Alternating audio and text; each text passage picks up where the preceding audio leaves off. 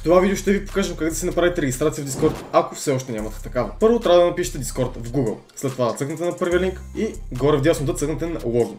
Тук долу цъкате на регистър и тук трябва да поставите вашия имейл адрес. Отдолу трябва да напишете вашето име, под него трябва да напишете паролата ви и датата ви на раждане. След това трябва да тикнете двете отметки и да цъкнете Continue. Трябва да потвърдите на Discord, че сте човек, като минете един прост пъзъл. След това цъкате Verify by Phone и тук трябва да напишете вашия телефонен номер. Отново трябва да потвърдите, че сте човек и на вашия телефон ще бъде изпратен SMS, който трябва да напишете в Discord. След това отново пишете вашата парола и готово. Сега трябва да влезете във вашия имейл и да верифайнете имейлът ви.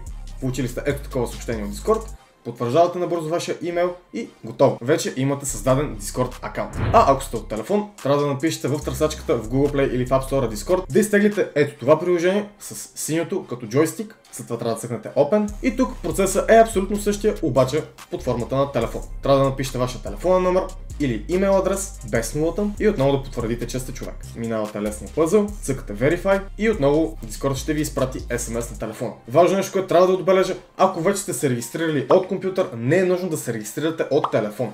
Или обратното, ако вече сте се регистрирали от телефон, не е нужно да се регистрирате и от компютър. Трябва ви само една регистрация на едно устройство. Виждате, че за телефон стъпките са абсолютно същи като на компютъра. Отново ви иска да си напишете името, след това юзернейма и отдолу отново ще ви иска да си напишете някаква парола. След което пишете датата ви на раждане, тиквате и Create аккаунт. Тук си пускате нотификациите, трябва да цъкнете синичките и отдолу да изберете вашата профилна снимка. Може да скипнете тази стъпка естествено, ако искате, но това е всичко. Вече имате Discord регистрация. Честито!